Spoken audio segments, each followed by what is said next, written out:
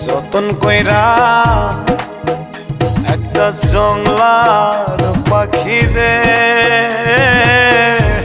রাখলাম আমি বুকে ধরে কত